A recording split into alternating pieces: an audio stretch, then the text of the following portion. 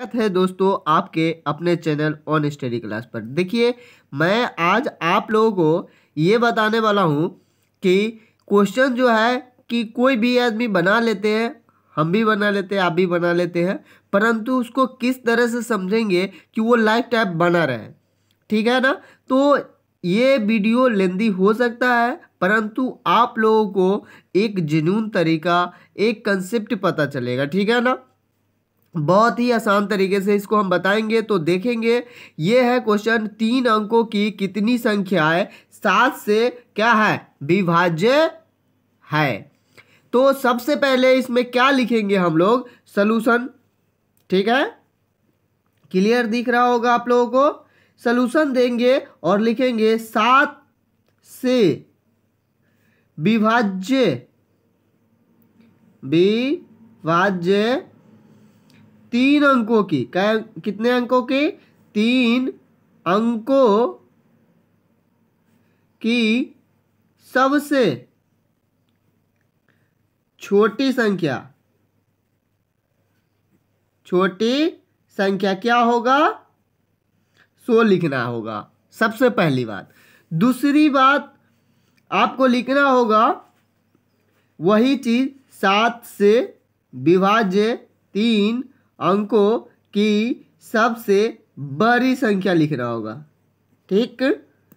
अब इतना आप सबसे पहले इसमें देखेंगे कि सबसे छोटी संख्या क्या होगा। तो आप लोग याद किए होइएगा कि 3 अंकों की सबसे छोटी संख्या क्या होता है, 1 पर 2 0 100। तो 100 क्या 7 से कट रहा है, बिल्कुल नहीं कट रहा है।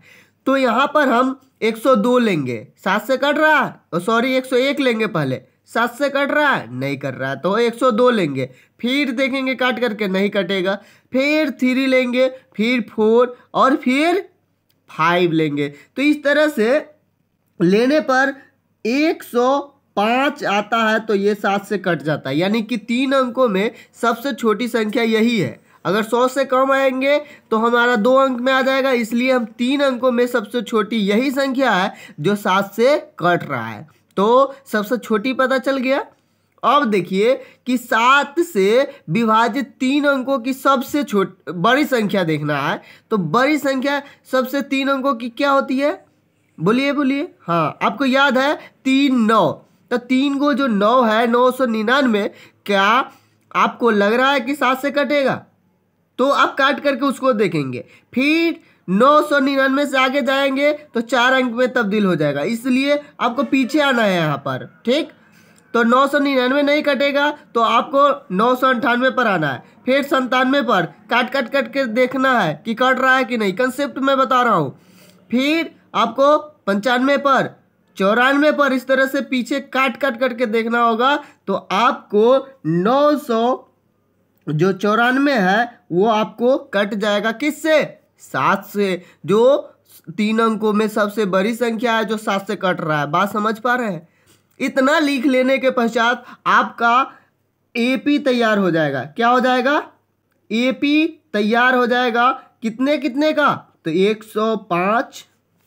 इसमें अगर 7 से विभाजित है तो 7 जोड़ते चले जाइए, 112, 119।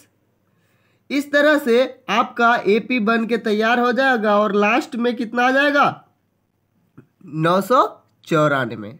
तो यहां पर आप देखेंगे कि ये किस तरह से इसको हम बना सकते हैं। तो वही फॉर्मूला, इसमें ए निकालेंगे, 105 आएगा, फिर इसका जो डी आएगा वो क्या आएगा, आपको पता है ही है कि 7 ऐड हुआ है, तो भी फिर भी हम निकाल लेते हैं अगला पद माइनस पिछला पद, तो आपका 7 आ जाएगा, 7 आ जाएगा।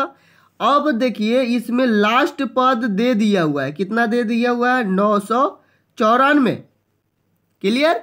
आपको निकालना क्या है, एन, यानी कि कौन सा पद है जो 994 है, यानी कि आपको इसमें कितने पद है वही ना पूछ रहा है। यानी 3 अंकों में, यानी इतना और इतना के बीच में कितने पद है। तो इसको पता करने के लिए ये ए एन का फॉर्मूला आपको लगा देना होगा। तो ए एन का फॉर्मूला आपको पता ही है, लगा देते हैं। तो क्या होगा, a plus n minus 1 into D. Clear. अब देखिए एन कितना है, तो दे रखा है 994, ए का वैल्यू 105 और एन का वैल्यू नहीं दे रखा है, डी का वैल्यू 7। क्लियर। अब आगे देखेंगे तो 994 बराबर आपको 105 है यहाँ पर, ठीक है, और इसमें इससे मल्टीप्लाई कर देंगे। देखिए 7 से दोनों में मल्टीप्लाई होगा, गुना दोनों में होगा, तो 7n और माइनस में 7। क्लियर। तो अगर हम इधर 105 में से 7 घटाते हैं तो कितना पाइएगा आप, 98, क्योंकि ये दोनों एक जात है, संख्या है, तो ये दोनों जुट सकता है, घट सकता है, ठीक है, और ये 7n जो है वो एक्स्ट्रा है। क्लियर। अब क्या होगा, 98 जो यहाँ पर प्लस है इस साइड आकर के क्या हो जाएगा, सब में आप लोग तीर चिन्ह भी दे सकते हैं, ऐसे देना ही रहता है। ये 994 जो है ये इधर इस साइड आएगा, 994 के साइड में 98 तो माइनस हो जाएगा। क्लियर। और ये 7n का 7n, अगर हम 7n पहले लिख लेते हैं तो इसको घटने के पश्चात ये 8 6 14 9 9 18 और आ जाएगा आपका 8। क्लियर। आप घटा लेंगे आसानी से। फिर उसके पश्चात क्या होगा, 7n का वैल्यू इतना है तो 1n यानी एक n का वैल्यू कितना होगा, तो इसमें आप 7 से डिवाइड करेंगे तो 7 एकम 7, 7 दूनी 14 और क्या होगा 7 8 56, ये 6 बच गया है। ये सब काटने का तरीका आप लोग प्रैक्टिस के अनुसार सीख सकते हैं, नहीं तो वहाँ इसको डिवाइड कर सकते हैं बगल में। क्लियर। तो n यानी कि हमको पता चल गया है 128, उसके अंदर में कितनी संख्या है, 128, तो हम यहाँ पर लिखेंगे अतः, क्या लिखेंगे, अतः अभिष्ट संख्याओं